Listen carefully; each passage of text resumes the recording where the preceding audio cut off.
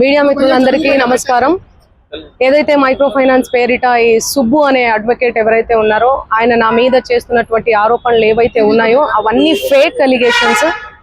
నిజంగా నేను ఇందులో ఇన్వాల్వ్ అయి ఉంటే గిన నేను ఎక్కడికైనా రావడానికి సిద్ధం. నేను ఎక్కడ ఏ పోలీస్ గడపలైనా ఏమంటారు కోర్టు గడపైనా తొక్కడానికి సిద్ధం. నేను ఇందులో నన్ను ఇన్వాల్వ్ అయినావు అని చెప్పి తేలిస్తే నేను ఏమన్నా చేయడానికి సిద్ధం. ఇన్వాల్వ్ కాలేదని తేలిస్తే మీరేం చేస్తారు? మీడియా మిత్రులు అందరూ కూడా, నేను మీడియా ఫ్యామిలీ నుంచి వచ్చాను, మీరందరూ ఏం చేస్తారు నాకు మాట ఇవ్వాలి.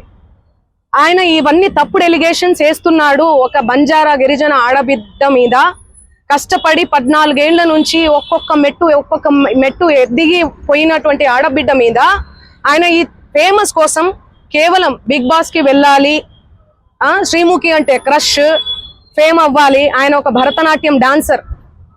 సో ఆ డాన్స్ అవన్నీ నేర్చుకొని ఉన్నాడు కాబట్టి ఆయనకి సినిమా పిచ్చి ఎక్కువ, సినిమాల మీద మక్కువ ఎక్కువ. దానివల్ల నా పేరు వాడుకొని ఆయన ఫేమ్ అవ్వాలని చెప్పి ప్రతి ఒక్క మీడియా గడప తొక్కి ప్రతి ఒక్కరికి అడిగి ఇంటర్వ్యూ తీసుకోండి అని చెప్పి లేనిపోని అలిగేషన్స్ అన్ని కూడా నా మీద వేస్తున్నాడు. నిజంగా ఆ బాధితుల్ని చూస్తుంటే నాకే చాలా చాలా బాధ అనిపిస్తుంది. నాకేం సంబంధం ఉంది? ఈ చేతి నిండా పనులే ప్రజల ఆశీర్వాదాలతో, మీ అందరి ఆశీర్వాదాలతో ఈ రోజు మీడియా లేకపోతే నేను లేను. ఇండిపెండెంట్ గా ఎదిగిన దాన్ని, నేను మీ చేతులల్లో ఎదిగిన దాన్ని, మీ చేతులలో పెరిగిన దాన్ని నేను ఎందుకు చేస్తాను? నేను అక్కడి నుంచే కదా వచ్చాను. ఎక్కడి నుంచి అయితే వచ్చాను వాళ్ళ పొట్ట నేను కొడతానా? నిజంగా నేను బాధితుల తరపున గట్టిగా నిలబడుతున్నాను.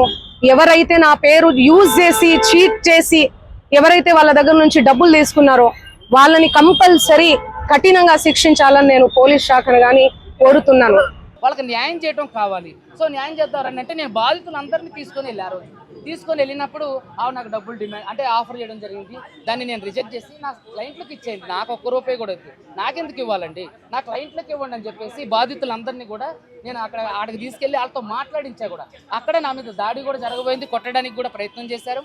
నేను దాన్ని తీసుకొచ్చి ఆధారాలతో మీ మీద దాడి చేయబోయింది ఎవరు అంటే పూజారి నాగేశ్వరరావు గారు నన్ను అంటే గట్టిగా అరుస్తూ నా మీదకి అంటే రాబోయింది అన్నట్టు కొట్టడానికి. తిరుమల అని చెప్పేసి తర్వాత రవికుమార్ అని చెప్పేసి మా ఫ్రెండ్స్ ఉంది, వాళ్ళు నన్ను కింద తీసుకొచ్చేస్తారు. దానికి సంబంధించిన ఆధారాలు పంజగుట్ట PS లో ఇచ్చి దాని మీద FIR చేయించడం కూడా జరిగింది. కోట్లలో ఇస్తారా?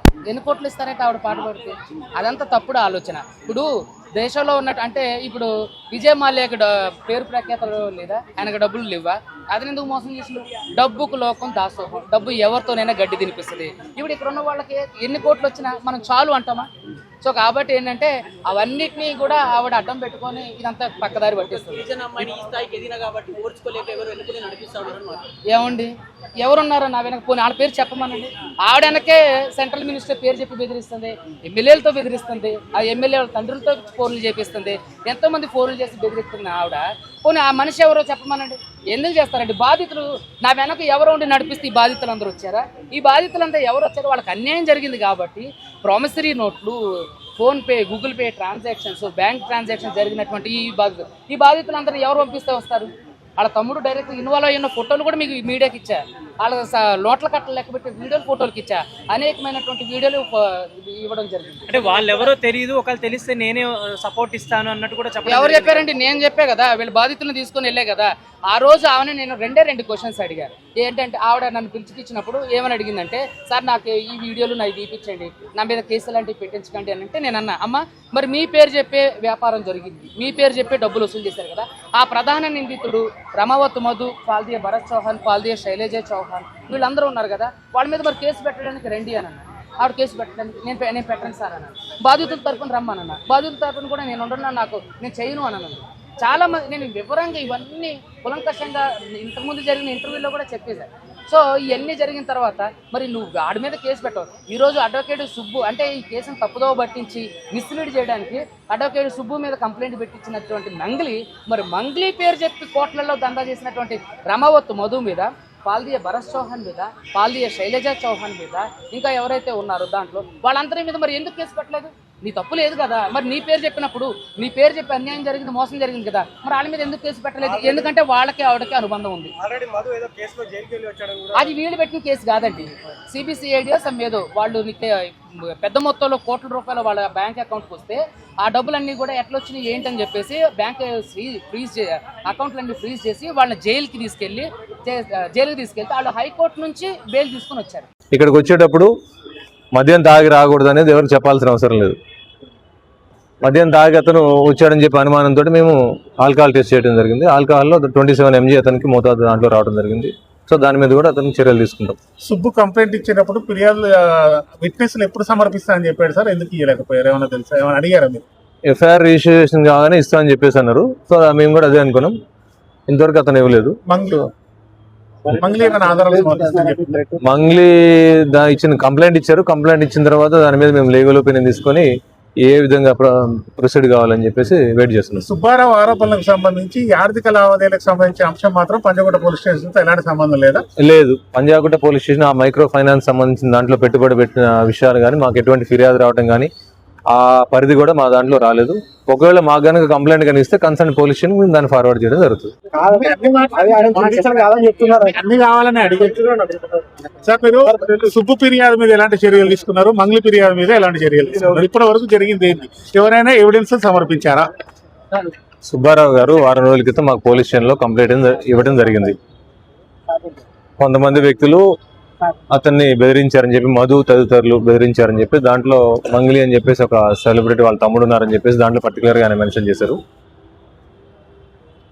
దాంట్లో బెదిరించారు, తర్వాత మమ్మల్ని తిట్టారని చెప్పేసి ఆయన కంప్లైంట్ ఇచ్చారు. ఆ కంప్లైంట్ అనేది నాన్ కాగ్నిజబుల్ ఇంగ్రీడియంట్స్ ఉండడం వల్ల మేము కోర్టు పర్మిషన్ తీసుకొని దాంట్లో కేసు రిజిస్ట్రేషన్ చేయడం జరిగింది. సో ఇప్పటి వరకు కేసు రిజిస్ట్రేషన్ అయిన తర్వాత అతని ఇంతవరకు మాకు ఎటువంటి ఆధారాలు సమర్పించలేదు. దాంట్లో ఎవరెవరు ఆయన బెదిరించిన టైంలో ఉన్నటువంటి సాక్షులను కూడా ఎవరిని ప్రొడ్యూస్ చేయలేదు. దానికి సంబంధించి మేము కూడా మార్నింగ్ నుంచి కాల్ చేసాం. ఫోన్ కాల్స్కి అతను స్పందించలేదు. కాకపోతే నిన్న మంగ్లీ గారు నిన్న వచ్చి కంప్లైంట్ ఇవ్వడం జరిగింది, సత్యావతి మంగ్లీ. ఆ కంప్లైంట్ ఇచ్చిన దాని ప్రకారం కూడా మేము కంప్లైంట్ తీసుకొని దాని మీద లీగల్ ఒపీనియన్ కోసం పెట్టాం. అది సాటర్డే భయభ్రాంతులు గురి చేయడం కాదు. పోలీస్ స్టేషన్ అనేది పబ్లిక్ ప్లేస్. ఇక్కడికి ఒక డిసిప్లిన్గా రావాల్సి ఉంటుంది. ఎక్కడైనా సరే పబ్లిక్ ప్లేస్ ఎక్కడైనా కూడా వేరే ఫిర్యాదుదారులు ఉంటారు, చాలా మంది ఇక్కడికి వస్తారు. కాబట్టి ఇక్కడ ఒక పద్ధతిగా రావడం జరుగుతుంది. మోర్ ఓవర్ ఇక్కడ అంతా పోలీస్ స్టేషన్ అనేది ఒక ఇంపార్టెంట్ ప్లేస్. 100% సంబంధం ఉంది. రామావత్ అనే మధు పర్సన్ని పెట్టుకొని ముందర పెట్టుకొని వీళ్ళంతా వచ్చి మా దగ్గర కలెక్ట్ చేసుకున్నాడు. శివ చౌహాన్ కూడా మనకి మా దగ్గరకు వచ్చినాడు, కర్నూలుకి వచ్చినాడు, డోన్కి వచ్చినాడు, దేవరకొండ, కొండమల్లపల్లికి కూడా వచ్చినాడు. ప్రతి ఒక్క బిజినెస్ డీల్కి ఆయన వచ్చినాడు. ఆ రోజు చెప్పేటప్పుడు అన్ని చెప్పినాడు. ఈరోజు మేము రామావత్ మధు అకౌంట్ గోకులందన అకౌంట్కి మేము సెండ్ చేసినాం అనమాట. దానికి మొత్తం అనేది 5-6 మంది ఉన్నారు. దానికి మొత్తం హెడ్ మంగ్లీ. 100% మా దగ్గర వచ్చి మా వాళ్ళతో ఫోటో దిగినాడు. మా వాళ్ళతో మా టీం వాళ్ళతో అందరితో ఫోటోలు దిగినాడు. ఇప్పుడు దొంగతనం చేసిన దొంగ నాకు ఉందని ఒప్పుకోరు కదా ఎవరైనా సరే. 100% ఆమె ఇన్వాల్వ్మెంట్ ఉంది.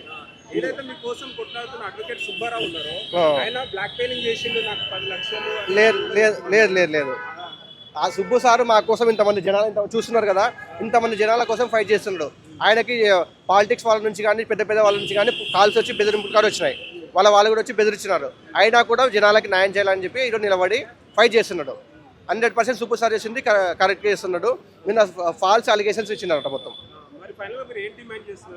అందరు జనాల డబ్బులు అందరికి వచ్చి ఎవరు డబ్బులు వాళ్ళకి వస్తే హ్యాపీ అనమాట. డబ్బులు తీసుకున్న తప్పుడు సంబంధం ఉందని చెప్పింది. డబ్బులు తీసుకొని పక్క పోయినప్పుడు ఇప్పుడు ప్రాబ్లం వచ్చినప్పుడు సంబంధం లేదని చెప్తుంది.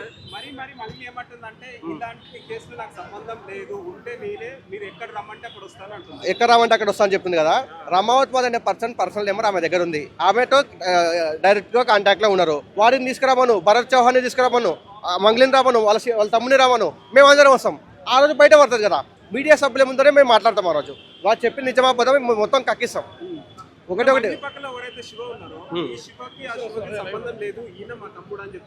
లేదు. ఫోటోలు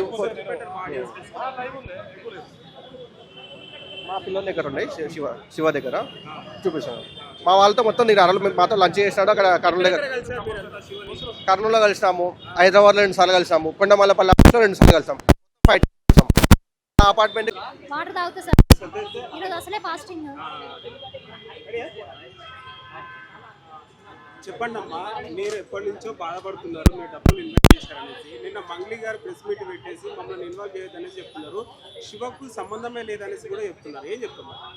ఓకే సార్, సంబంధమే లేదు అని అంటే ఇప్పుడు మీరు నన్ను చూడంగానే గుర్తుపట్టిరు, అమ్మ నన్ను గుర్తుపట్టిరా అని అన్నారు. అంటే నెల కిందటే మేము మీకు ప్రెస్ మీట్ పెట్టినాము ఓయూ యూనివర్సిటీలో. అప్పుడే ప్రెస్ మీట్ పెట్టి అప్పుడే మాట్లాడినప్పుడు అప్పుడే వచ్చి చెప్పొచ్చు కదా మాకు సంబంధం లేదు, మా తమ్ముడికి సంబంధం లేదు, నా పేరు ఎందుకు వాడుకుంటున్నారని అప్పుడే ఈ రకంగా బయటకు వస్తే ఏదో ఒకటి జరుగుతుండే కదా. ఇప్పుడు అంతా జరిగినాక మేమందరం కేసులు పెట్టినాక అసలు మధు అనేటోడే తెలియదు అని అంటే అప్పుడే మీ ముందే చెప్పారు కదా, లాయర్ వచ్చిండు మధుతో, లాయర్ అంటే మంగ్లీ మేడం వచ్చింది మధుతో మాట్లాడిచ్చింది అని మీ ముందే చెప్తుండు. ఇప్పుడు వచ్చి మధు అంటే ఎవరో నాకు తెలియదు అన్నప్పుడు ఫోన్ కాల్ ఎట్లా మాట్లాడించినావు? మా అందరి దగ్గర లేని నెంబర్ ఆమె దగ్గర ఎట్లా ఉంది? శివను కూడా పక్కన పెట్టుకొని కూడా ఈయన మా తమ్ముడు, మా శివ ఎవరో మాకు సంబంధం లేదు, మా శివని మా తమ్ముని ఎందుకు లాగుతున్నారని కూడా అంటున్నారు సార్. అక్కడ వాస్తవానికి మేడం మాట్లాడడానికి కూడా అక్కడ కారణం ఏంటంటే డబ్బులు లెక్క పెట్టింది శివ కాదు, కంపెనీ CEO భరత్. ఈ మన ప్రెస్ వాళ్ళు తప్పుగా రాసుకున్నారు కావచ్చు, మంగ్లీ మేడం తమ్ముడు డబ్బులు లెక్క పెడుతున్నారని. అతను మాతో పాటు ఫొటోస్ దిగిండు, అన్నీ ఉన్నాయి సార్. ఇవన్నీ చూడండి, ఇవి మాకు మంగ్లీ మేడం కానీ మంగ్లీ వాళ్ళ తమ్ముడు కానీ మా అందరికి డైరెక్ట్గా రాడు సార్. ఒకటి ఏంటంటే మాకు ఒక గ్రూప్ అనేది ఉంటుంది, గ్రూప్లో ప్రతిదీ షేర్ చేస్తారు, ఒక్కొక్కరికి కాల్ చేయరు. ఇప్పుడు ఈరోజు ఇక్కడ మీటింగ్ కావాలంటే గ్రూప్లో చెప్తారు, అందరం వస్తాం తప్ప ప్రతి ఒక్కరికి కాల్ చేసి మేము మాట్లాడుకోము. ఆ రకంగానే గ్రూప్లో అన్ని కాల్స్ పెడితే వాళ్ళు కలిసినవి ఇవన్నీ. ఇతను సార్ భరత్, ఆ డబ్బులు లెక్క పెట్టిన పర్సన్ ఇతను. మన వనం రిసార్ట్లో మీటింగ్ పెట్టినప్పుడు ఈ భరత్, ఇతను అభిషేక్ నాయక్, ఈయన రాజకీయంలో ఉన్నాడంట యూత్గా. ఇతను చూడండి, ఏం సంబంధం లేనప్పుడు శాల్వాలు కప్పి బుకేలు ఇచ్చుకుంటా ఈ మధు అనే పర్సన్ ఎందుకు చేస్తున్నాడు సార్? సంబంధమే లేదు కదా. సెలబ్రిటీ అయితే మంగ్లీ మేడం సెలబ్రిటీ కదా, మంగ్లీ మేడం సెలబ్రిటీ అన్నప్పుడు తమ్మునికి శాల్వాలు కప్పి ఇచ్చేయాలి. ఆయన ఏం పెట్టిండు మీ దగ్గర మరి?